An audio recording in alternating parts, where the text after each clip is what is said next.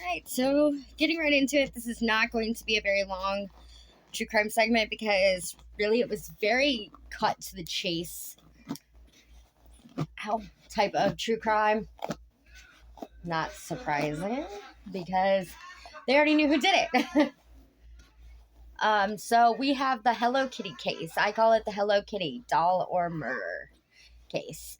The Hello Kitty murder case was a 1999 case in which a nightclub hostess was abducted and tortured in an apartment in Simshasu. Now listen, I tried so freaking hard to find out how to pronounce the names and shit in here.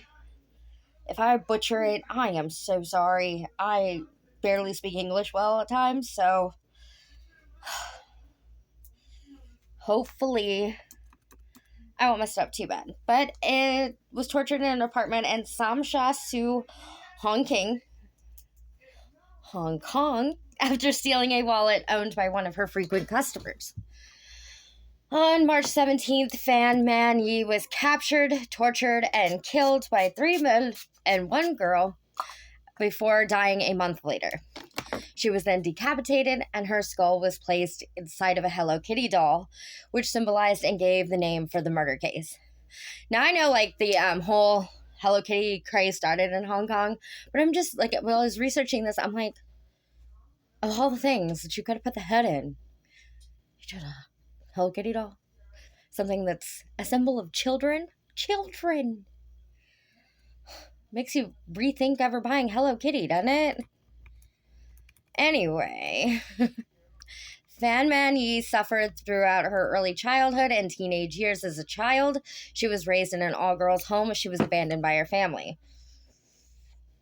When she turned 15, she had to leave the orphanage because they had an age restriction. Now, I find that very interesting that in Hong Kong they have that age restriction, because here it's not 15, it's 18. And honestly, I mean, you can't really take care of yourself at 15. They don't know how to take care of themselves. And you're just throwing them out on the street like it's no big deal. That's crazy to me. This is almost out. Anyway, Fan Man Yi became homeless and developed a drug addiction, not uncommon for people who are on the streets anywhere. It's unfortunate. It's just not anything that is uncommon, you know?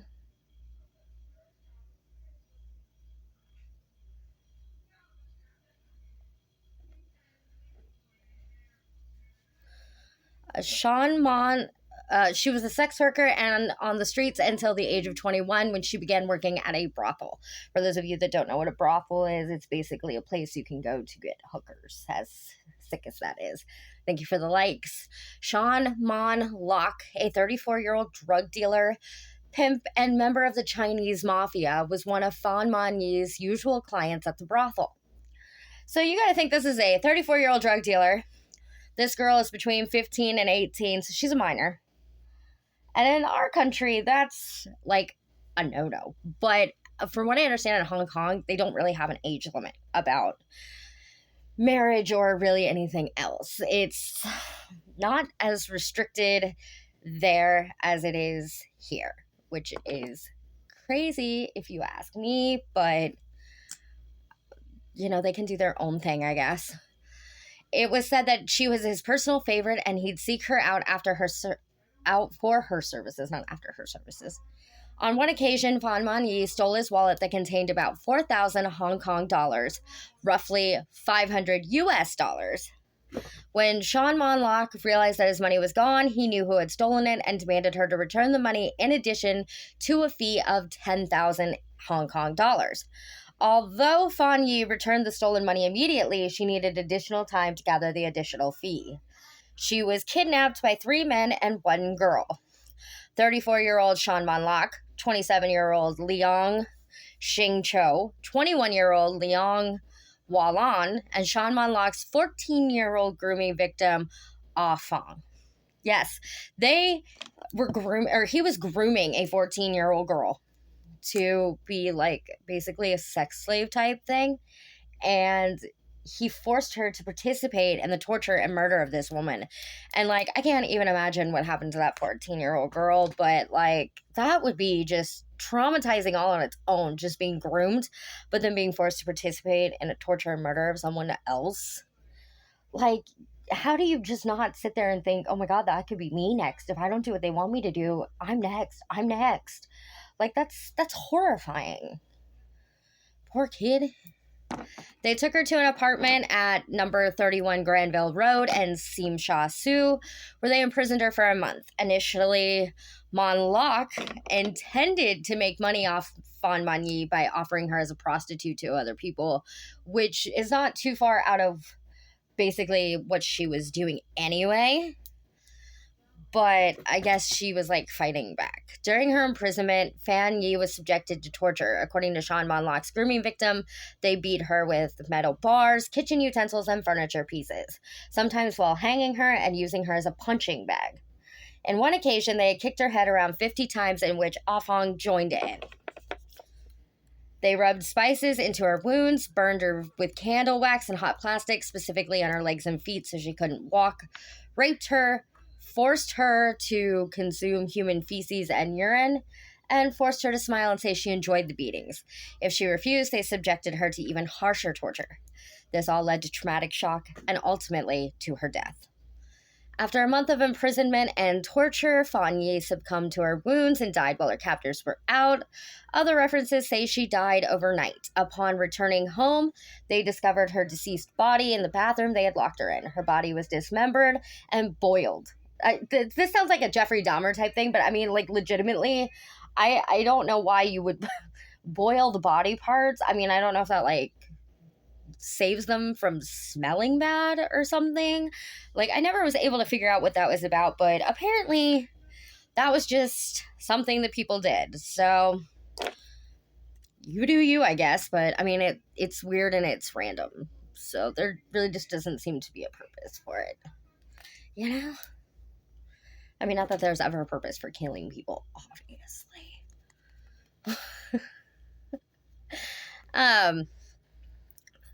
Only her body was dismembered and boiled. Her captors then sewed her boiled skull inside of a Hello Kitty mermaid doll and discarded the rest of her remains. Only her skull, one tooth, and some internal organs were recovered in a plastic bag.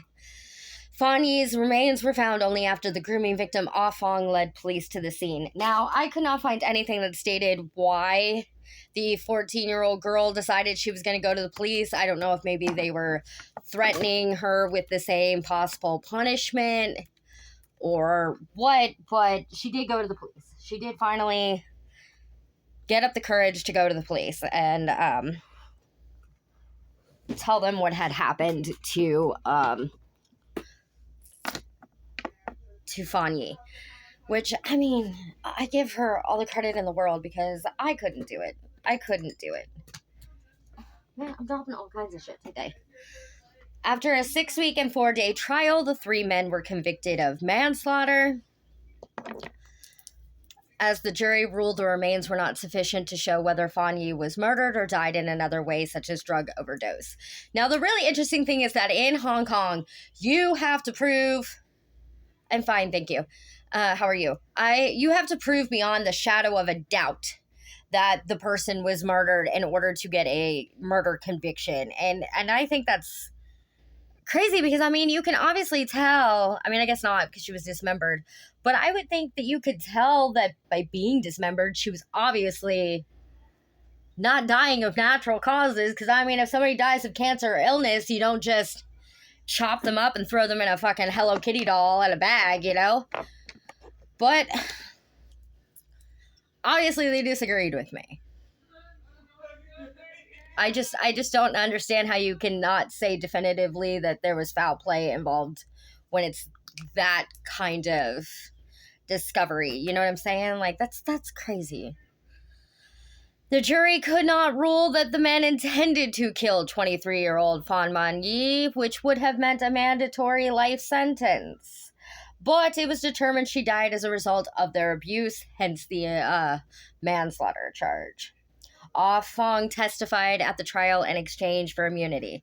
So the 14-year-old girl got off basically scot-free, which, I mean, I can't really say that I agree or disagree with, because the only thing she really took part in was the torture, the one beating. She really didn't seem to have too much of an active role in anything else that went on. So I can't say that I necessarily disagree with their choice to give her immunity. And in all honesty, if she had gone to prison, she probably would not have survived, especially having been the ones that turned them in. They would have killed her. But it also says to me that I don't think she had been groomed very long, because usually when children are being groomed and they're being groomed long enough, they don't turn against their abusers. They kind of develop that Stockholm syndrome type shit going on. So I don't think she was groomed very long, because I can't imagine that you would be brave enough to be like, oh yeah, they murdered this girl in front of me and they made me kick her head. And, I don't know. Like, you just can't possibly have been grooming her long enough for it to be, for her to be 100% loyal to you, which, I mean, your problem, but you shouldn't be grooming kids at all. So not really too mad about it. Justice Peter Nguyen, who sentenced the trio to life in prison with the possibility of parole, stated, "Never in Hong Kong in recent years has a court heard of such cruelty, depravity, callousness, brutality, violence, and viciousness." Psychiatric reports describe the members of a secret triad society. Yeah, that's what they call themselves. Secret triad society. I'm like, you just want to sound like a badass instead of being what you are, which is cowards who murdered somebody because she couldn't come up with $10,000 off the base of a hat. I mean, obviously she wasn't rolling in dough if she was working in a brothel, bro. Like a secret fucking triad. But anyway, psychiatric reports describe them as remorseless. There would be no review for parole for 20 years until 2020. They are still in prison, by the way. I did find that out. They are still in prison. The apartment building in which the crime took place was demolished in September 2012 and has been rebuilt as a hotel in 2016. The publicity around the case resulted in the production and release of films that told... Oh, shoot, I didn't move down. That told the story. Both Human Pork Chop and There Is a Secret in My Soup were released in 2001. Now, that is all the information that I found on this particular case, but we can totally discuss it while I finish getting ready. I think it's just crazy to me. And, like, the Hello Kitty doll is what gets me. And not just any Hello Kitty doll. No, they chose the doll that was a mermaid. Like, was it your 14-year-old little friend's doll? Like, the fuck? You just go out and buy a Hello Kitty doll? Like, you know what? This is what we're going to put her head in. I don't understand why the Hello Kitty doll. That's what kills me here. It just kills me. It just kills me. I don't understand it. I won't pretend to understand it. And I don't know. You all tell me what you think.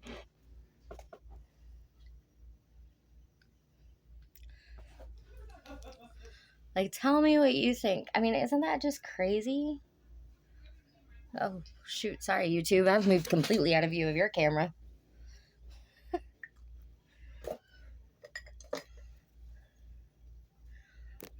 It's just pure insanity to me now.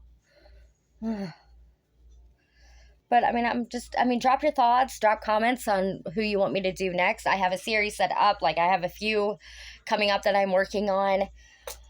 Right now, we have Lizzie Borden next Friday, and then from there, I'm going to... I'm going to do BTK. We had a late night last night. I just was having a lot of issues last night. That's just sometimes how it works.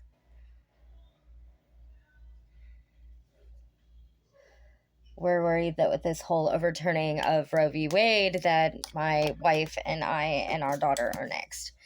And it's scary. It's scary. And we don't really know what the fuck to do at this point.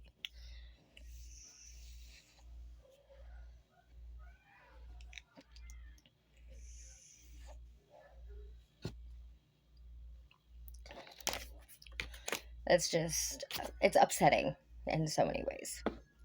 For shiz.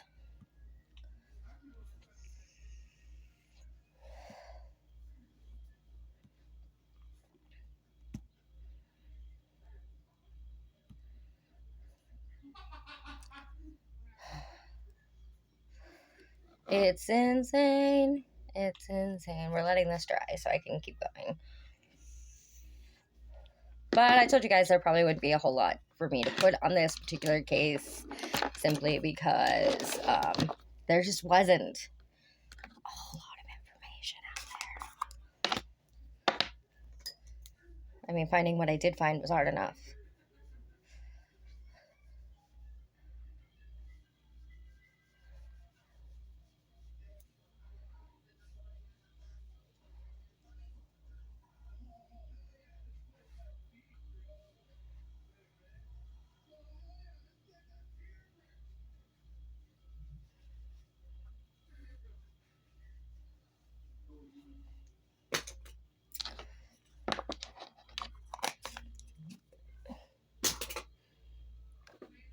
We're just finishing getting ready. I am working today. We are kind of working overtime just to have more money in our pockets.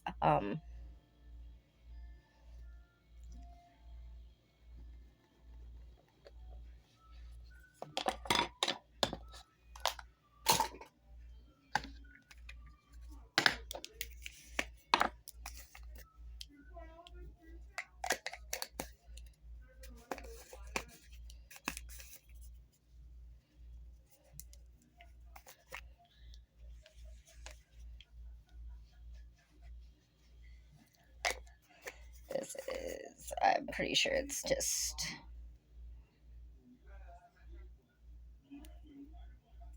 It's not dead yet.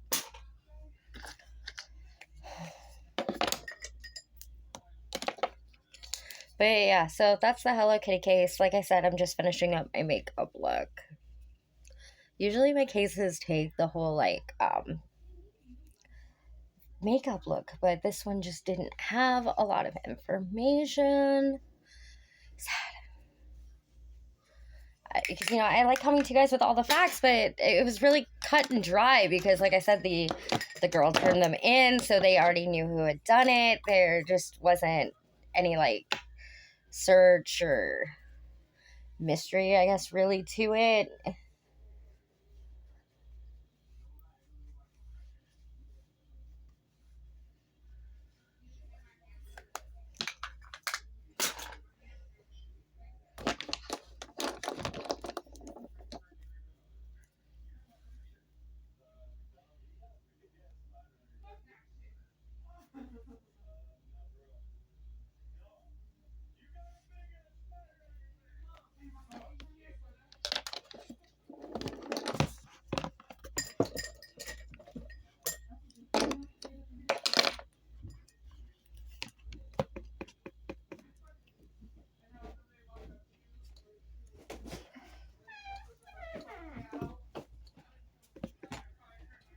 Move. Can you get around me? Yeah. Our true crime case was kind of boring today. Was it? Yeah, it wasn't very long because, I mean, it was pretty cut and dry. They knew who did it because they were turned in. So lay down. Right. there wasn't a whole lot I can do about that. I'll put this over here. I can only present to you the facts. Put your hand. Yes. Move, girls. So now we're just finishing up the makeup look. I got you. Let's cook and breakfast.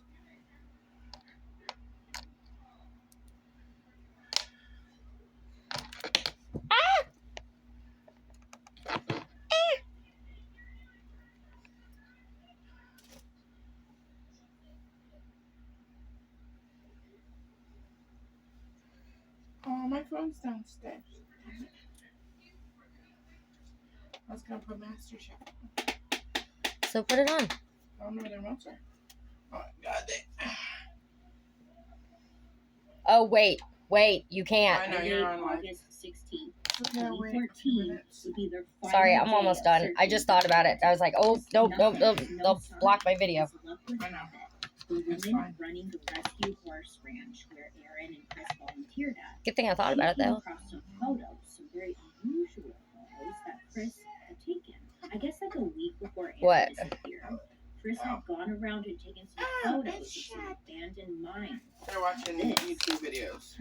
Yeah. And this woman, she turned in the photos to Why? police, who then brought it to a local cave and Well, mine expert. Don't talk Who about was it so able to loud. determine where exactly these photos were taken. Okay, great, you know. What'd she So say? have the that search hearing. and Leave rescue me team, alone. They head to these abandoned mine shafts in a remote area of the high desert. What'd she say? She said I have selective hearing. And just You right do? What I outside wanna of the hear. You do. 29 Fort base where Aaron's husband was stationed. The Kiara. team goes to one Baby. shaft where they Stay in lower a child's down lane. the mine, It's okay. and that's where they find You are a child. laying hidden. You'll always under be 40 the feet child. at the bottom of this abandoned mine shaft. Yeah. So the Guys! investigation at the crime scene was able to get some. No, I am live and you can hear them. They see that wrapped around her neck was a homemade garrote, a fancy word for like a weapon that's Why didn't you tell them? handheld and made of chain, rope, wire, or fishing line. I had it shut. and You is opened used it, to remember? strangle a person. Yeah, that is a fancy word. TikTok doesn't care as much as YouTube does. So this leads investigators to Yeah. conclude that Aaron YouTube was doesn't wanna strangled stay in to their death lane. before she was dropped down into this mine shaft. Which is crazy because I hear people cuss all the time in YouTube videos, but when I do it, YouTube's like, Police found you can't say that. around the body and the throat You're not allowed to and do that. tied to her. How dare This you? was suggesting to police that the killer attempted to burn her body. Sorry, by YouTube. shooting I curse like a open well-educated sailor, but and you're just luckily, gonna have this to get over person it. had a bad shot, I guess, because it wasn't successful. They also found a little like homemade torch made up of a Normally, I marine don't care how the shirt kids talk. wrapped around a stick, which Good was morning, sent and tested for DNA and Melissa. ta-da, Normally I don't guess care how what? my kids Chris's DNA talk, all but like I said, If YouTube that is. wasn't enough, there was one other piece of evidence A at the bitch. bottom of that Sorry, mine YouTube. shaft. Just kidding. Just Confirmed kidding. Chris's involvement. Just There kidding. was a Sprite bottle with a cap still on it, and they sent it away to be tested for DNA, and it came back with two different people's DNA on it, Aaron and Chris's. This was like the hardcore evidence that I hate cops needed I to hate lip finally liners sometimes. arrest Chris and charge him with first-degree murder and a special charge of Overdrawn, I don't overdrawn, remember. But when overdrawn. they go to arrest him, Chris is nowhere to be Whatever. found. He was gone, vanished. You think he's gonna stick around? Of course not.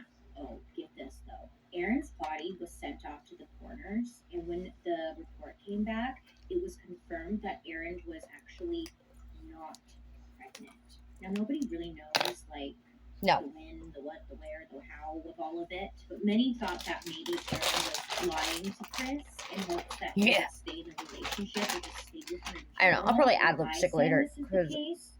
No, I still have but to eat, it was mentioned. and Does this mean she deserved any of this? No. As much as I absolutely not. want It's to just use the dark unfortunate to color, think that maybe this lie might have accelerated the whole situation, you know? That sucks. And maybe do she actually thought she have was plans to pregnant, work though. today. So after some searching, police are able to So, locate I don't Chris. know. Chris I haven't and his decided. wife, I'm being Nicole, picky. and their daughter Liberty had indeed moved to Alaska as they originally planned. Now Chris was told to stay put. He obviously didn't give a rat's ass. Bye, you know, fuck that guy. Anyway, they head up to Alaska and they are able to arrest Chris. And when they search his car, the cops discover more evidence confirming that they indeed have the right guy. When they're searching Chris's phone and computer, they find Google searches on how to dispose of a body. And in his car, they found Y'all- a garrote. I'm probably not saying that. Garrote. Don't put on like black the one that was lipstick found wrapped unless around that's Aaron's definitively neck. the look Again, you're gonna just go really with. sealing Because the deal it just that Chris was makes a indeed mess. involved. No ifs, ands, or buts. No. This is a side note, but I couldn't help but think this whole time. Okay. Have you ever noticed that the new age killer's name is usually Chris, and there always seems to be Nicole close by? Can you think of some other cases where that may be the case? Because I most certainly can. I'm just kidding. But like I noticed that because Chris and Nicole, remember like That's Chris better. Watson I like lover this one better. Nicole? I don't know. I don't think it means anything, but I couldn't help but notice. That's all. Anyways, so he's arrested, sitting in jail waiting for trial. Trial begins, and the prosecution shows their evidence supporting in their belief that Chris lured Erin into the desert and killed her to hide the affair that was still going on between them. But not only that, the fact that Erin was pregnant as well. One of the witnesses they put on the stand was the owner of the rescue horse ranch. Remember the woman who turned in the pictures that helped them find Erin? Yeah. So she went on record saying that she spoke to Nicole, Chris's wife, right after Erin went missing, and that Nicole seemed super uptight, I guess, whatever that means. Nicole ended up telling this woman that she had wished Erin was dead and she wouldn't care if Erin was dead. Not a good look, Nicole, you know? And then Nicole said something super suspicious. She's like, if there's no body, there's no case. We knew Nicole was pissed, but was she pissed off enough to actually follow through with that? This is getting me all kinds of trouble today. I think a lot of times when you're really angry, you say something like, oh my Hate god, lip I'm gonna looks. kill him, I'm gonna kill her, whatever, like, because you're mad, but you don't actually mean it. And then in cases like Okay, this, it's fine. It's gonna have to do, because it's irritating me. Died and you're like, oh shit, like, you know? So maybe that's the case, but, no. Anyway. So the ranch owner also told the court about how Chris and she were having some small talk. It's empty, and I'm still trying to squeeze shit out of it. Where Chris went on to tell her that he had done some exploring around and found a certain mine shaft that nobody would find. He was telling this to the owner of the horse, and then he was all super casual and asked her like, "Hey, can I borrow your propane tank? I want to use it to play some games."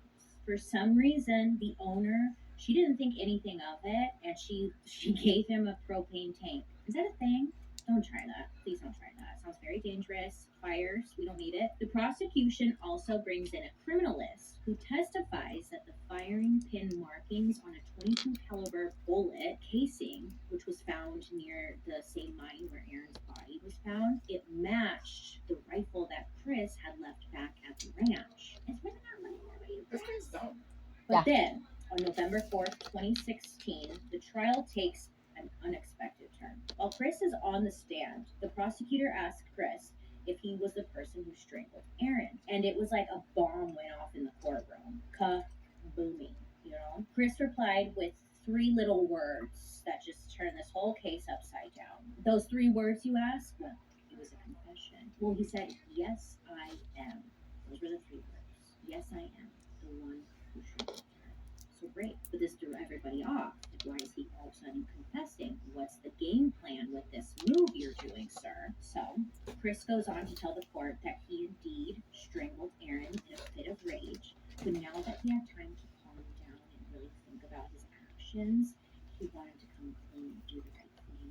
Just wanted to be good. He told the court that at first he was afraid to tell the truth, but also in the back of his mind, he was thinking that he could possibly get away with it. He admitted to still being very angry at the time, so he didn't want anyone to find her. But then he went on to say that he's no longer afraid to tell the truth and that he wanted to let everyone know what he did and would accept the punishment that they gave him. Which sounds like, okay, great, you know?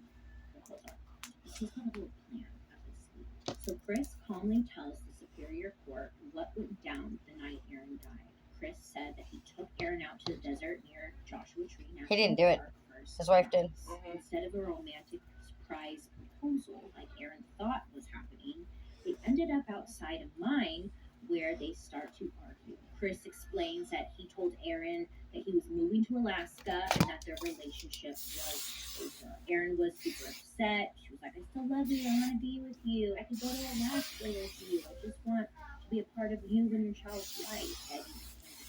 And Chris says that this makes him very mad for some reason and yells at her like, leave my daughter out of this. This is my daughter. Just like getting super angry that she mentioned his daughter. And for some reason, her mentioning caring about his daughter just really triggered something in him. So Chris is super pissed and he's screaming at Okay, Erin. and this is the look for non-binary. I have to eat and get ready for work, but I will see you all tomorrow for our next makeup look. Have a wonderful day. Don't do anything stupid, and I'll talk to y'all later. Bye.